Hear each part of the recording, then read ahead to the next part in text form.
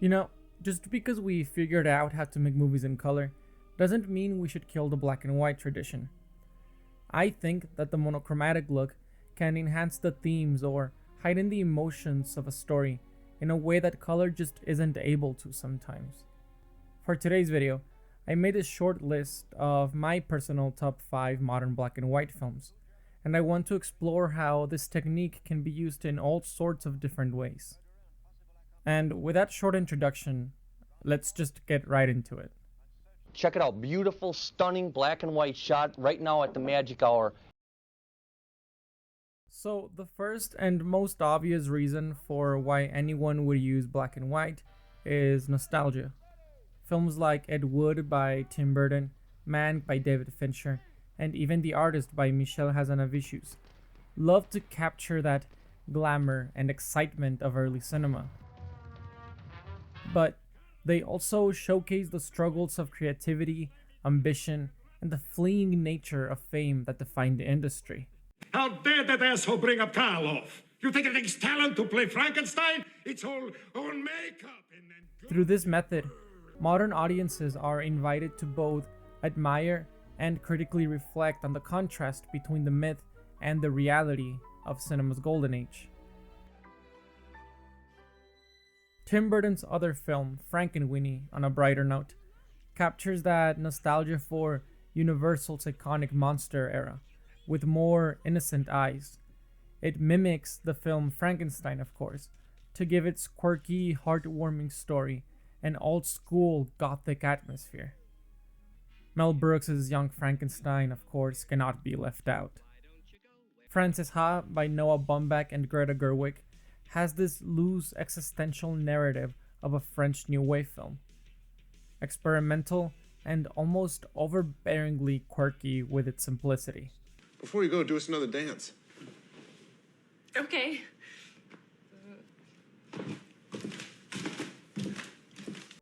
A genre that definitely lives in black and white is film noir.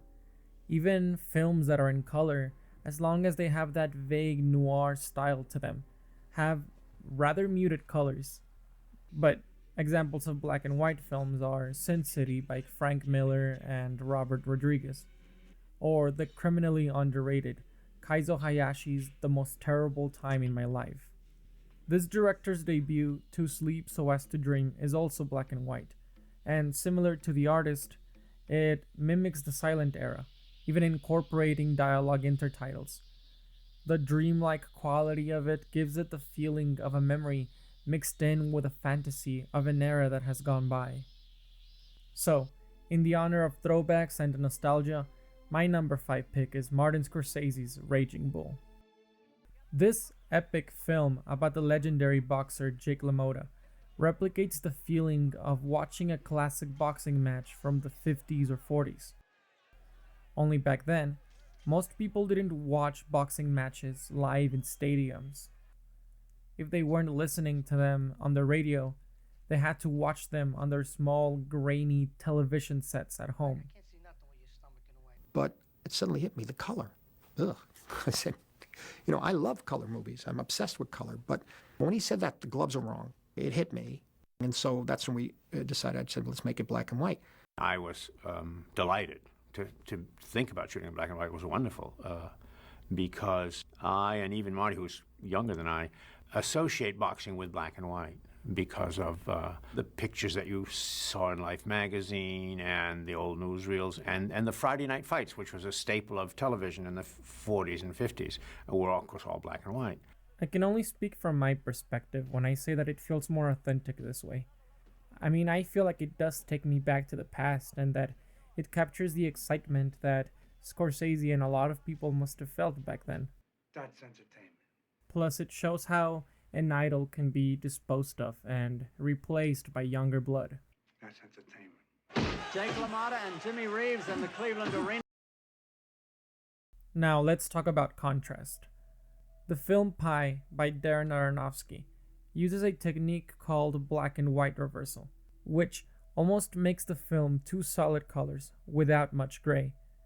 This works great for contrast. And when you take that word literal, It can quite well depict a contrast between two ideas, good and evil, or maybe something more abstract. For example, Güeros by Alonzo Ruizpalacios explores Mexico City during a student strike in 1999.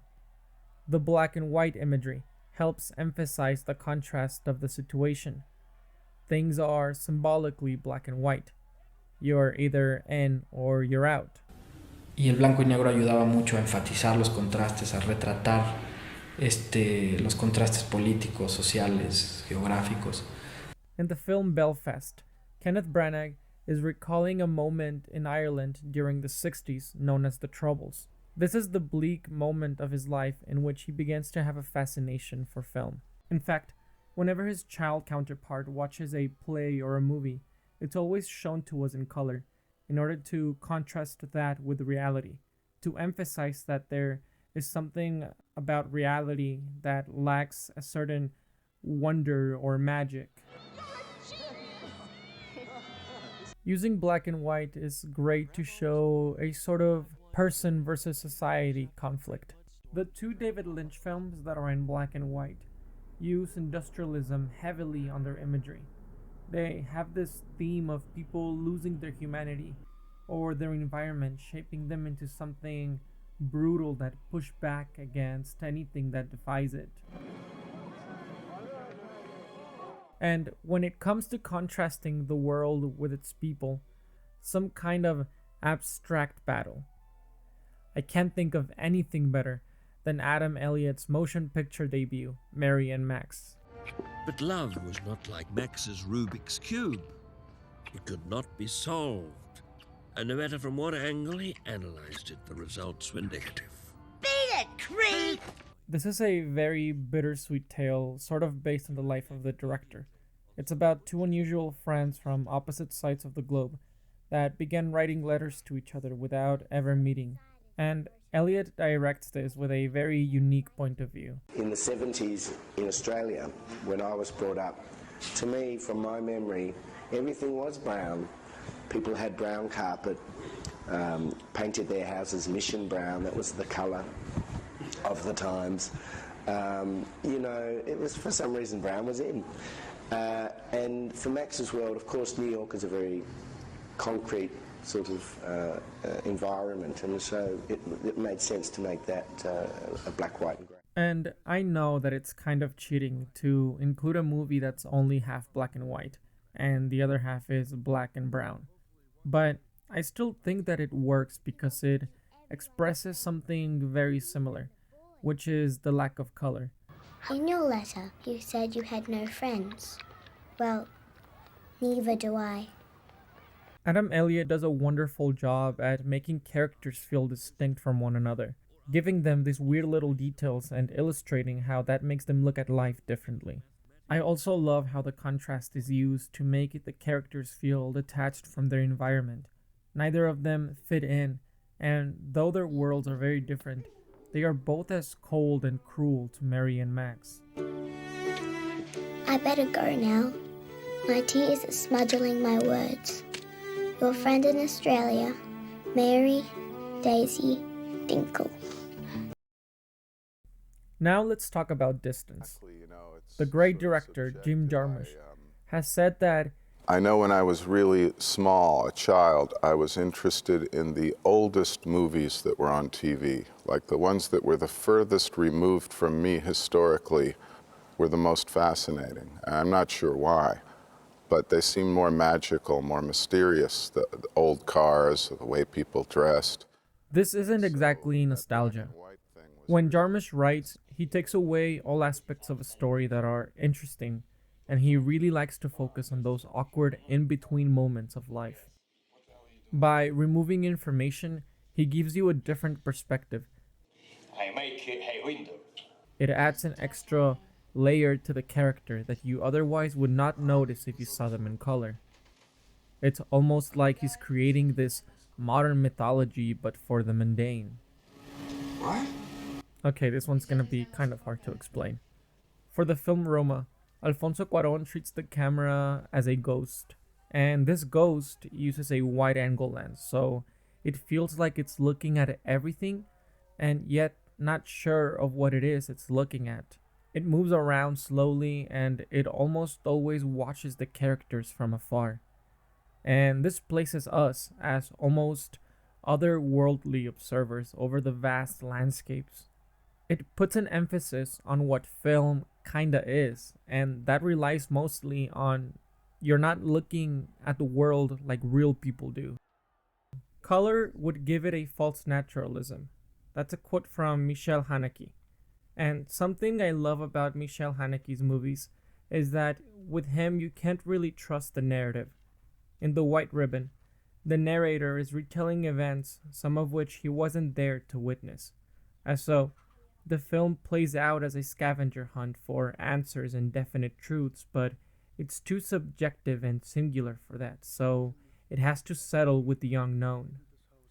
Man, I just don't think I'm doing a good job at explaining this. Let's start with something familiar. I know that since the beginning of the video, a lot of you have been anxiously waiting for me to mention Spielberg's Schindler's List. What happens here is that the color scheme is allowing the film to stay in the past. You see, there is something about color that perhaps makes the characters feel all the more real or closer to us. And sometimes there needs to be a distance between the characters and the audience. To feel away from the characters achieves another feeling of helplessness. It reminds us that it is in fact history, and that these are moments in time that cannot be changed. And for me, no film better depicts characters as removed from me than Embrace of the Serpent.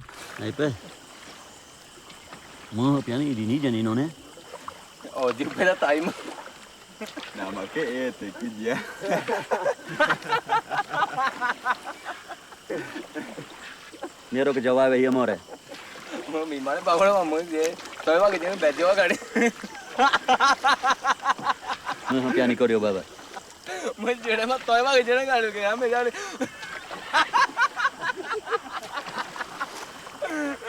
This gorgeous tale takes place in the Amazon jungle and follows a shaman across decades as he guides two explorers navigate the rivers. Director Ciro Guerra's use of black and white cinematography captures the essence of early Amazon exploration, mirroring the historical images explorers would bring back.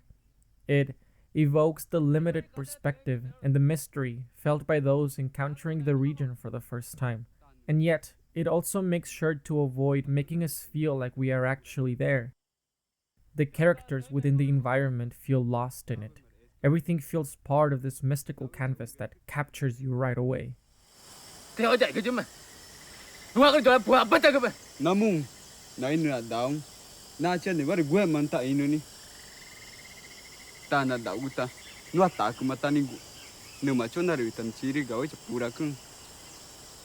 It has this terrible feeling that nature and culture have been lost to time and can never be brought back.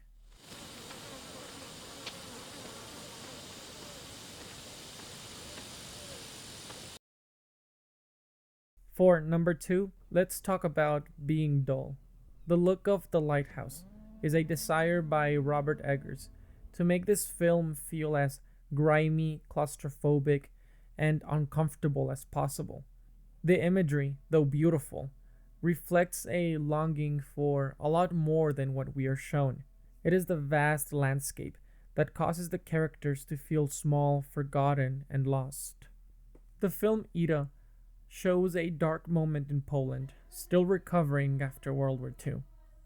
And in order to reflect that, the movie lacks any big emotional scenes. People act stoic, and they deliver their lines in a way that gets their misery across very clearly. Making it in black and white worked so well that director Paweł Pawlikowski's next film, Cold War, took pretty much the same approach, because this film also takes place in Poland around the same time, and it was difficult for the filmmakers to see Poland as anything other than black and white. It wasn't vibrant. There was just a very dull attitude to all of it. The country was still hurt and not healing very well, and you can definitely feel that through the cinematography. But some films are just working under a really low budget. Christopher Nolan's Following and El Planeta by Amalia Ulman don't have a lot of proper lighting and are obviously being filmed in very cloudy areas. And black and white is a quick fix for that, as it helps the visuals of the movie look more balanced. And again, because it's such a low budget, they can't really have crazy stories, so they have to focus on having simple plots, like in Boy Meets Girl by Elias Carax and Haine by Mathieu Kassovitz. All of these films focus on lower class or protagonists who find themselves lost in the world and they sort of just wander endlessly without any purpose. Because I had never made a film, I felt that if I made it in black and white, there would be less. People wouldn't see the mistakes. And I'd rather shoot at night than in the daytime too, because then at night night is like a studio in itself. You light what you want. Mm-hmm. You don't have all that reality that jumps at you. So I knew that by doing it in black and white, I could really, since it was a very low budget film too, and I wanted to give my sense of Paris. Mm-hmm. I knew that by doing it in black and white, I could shape the city and the faces much more. What I love about all of these films is that they get by on pure attitude and angst.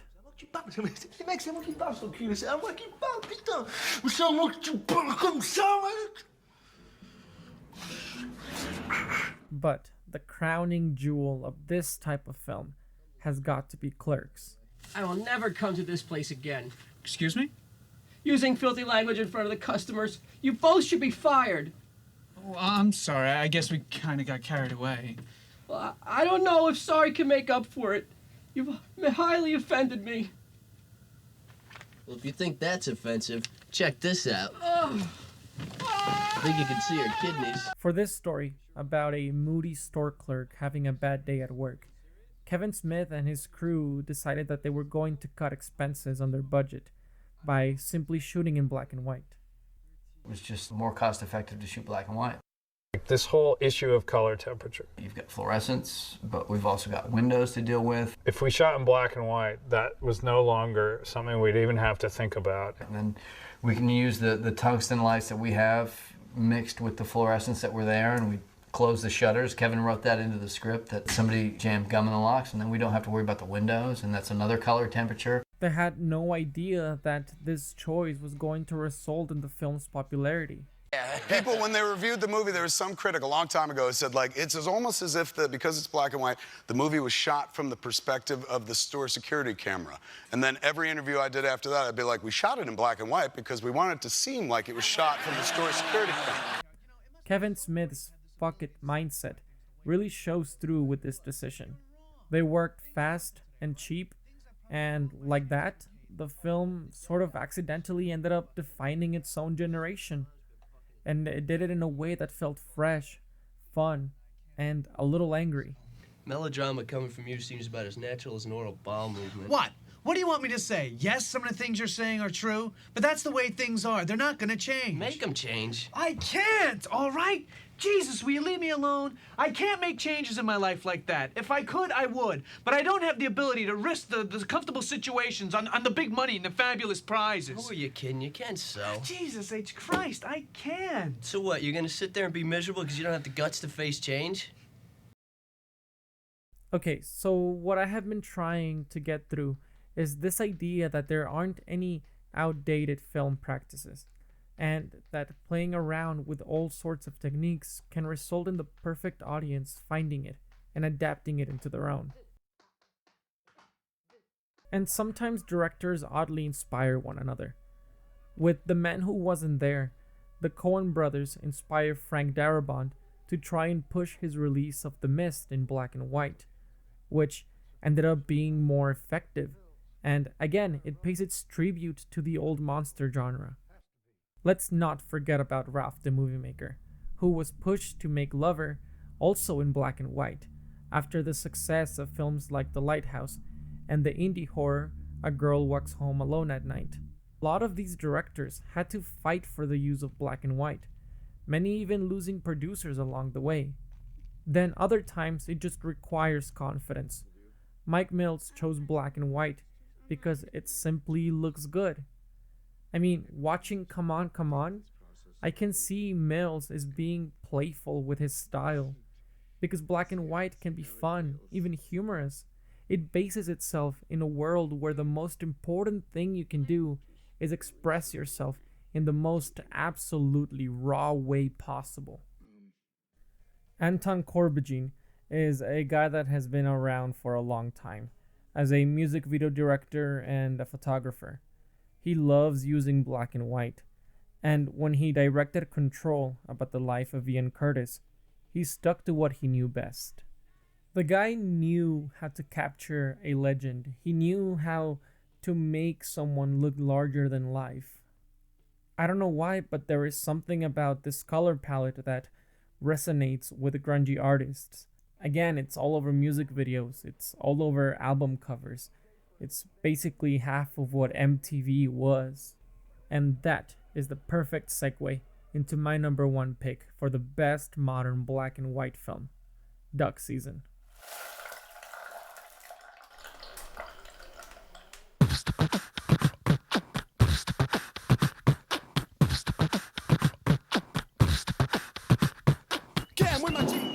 Fernando Eimbcke worked on MTV. Well, MTV Latino, which is like MTV but for Hispanics. And he remarks on how there used to be a lot of clips presented in black and white, a lot of music videos in black and white. And that there was something about that nature that teens really enjoyed, whether because it went against the established norm or it just captured the eye. And Eimbcke hated hearing that black and white was something only for old audiences. He wanted to prove that kids could enjoy something with no color, slow pacing, no crazy editing.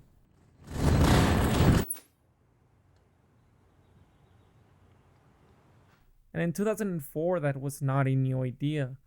Again, there was Clerks and Stranger Than Paradise, but that just shows how against the style many producers were. Somos cuatro, como los Beatles. Los Beatles eran puros hombres. John Lennon era mujer. Yeah, sure, the plot. Duck Season is a breakfast club type story about two best friends, their neighbor, and a pizza delivery guy, all just trying to figure out how the rest of their afternoon is going to go. I think it uses black and white to capture this very still moment. You know what? I really don't need any reason to love it other than it's just fucking cool. It's funny, edgy, relatable, and the director sticks to his guns the way any filmmaker should. And that's why it's my number one pick. Luego yo me di cuenta de que era un negociazo. Y pues que lo voy a volver a intentar. Fíjate, con lo que reciba de aguinaldo en diciembre, ¿no? Me vuelvo a comprar una parejita. Pero como los voy a comprar en diciembre, ya tendría que haber ahorrado para ponerle calefacción al cuarto, ¿no? Entonces, ya con la calefacción y la parejita, tengo que esperar 2 meses para que entren en celo. Y ojalá que la hembrita sí quiera. Pero generalmente sí quiere, ¿no? Entonces, así de un jalón salen 6 o 7 periquitos, ¿no? Entonces tengo que esperar 1 mes más para que crezcan. Y ya más creciditos, cada uno lo puedes vender en 2,000 o 2,500 según donde lo coloques. ¿Ah? Entonces, fíjate, tengo que ahorrar 2 meses para la calefacción, ¿no? Tengo que esperarme hasta diciembre para lo del aguinaldo. Entonces, julio, agosto, septiembre, diciembre, ¿no? 2 meses para que se crucen, 1 mes para que crezcan y ya en lo que tarde en venderlos. Y ya con esa lana me traigo a mi tía Eugenia, que venga a cuidar a mi tía Luchelena y yo me regreso a San Juan. ¿Cómo ves? En 1 año ya me salí.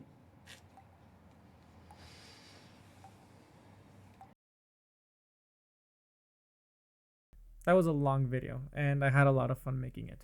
And there's still a lot of films that I didn't bring up. Rumblefish, Coffee in Berlin, Hundreds of Beavers, Tragedy of Macbeth, Persepolis, Alice in the Cities, 25 Watts. And then there's all of those movies that are not in black and white but play around with the black and white aesthetic. American History X, Poor Things, Memento, Pleasantville, Natural Born Killers, Wings of Desire, Asteroid City.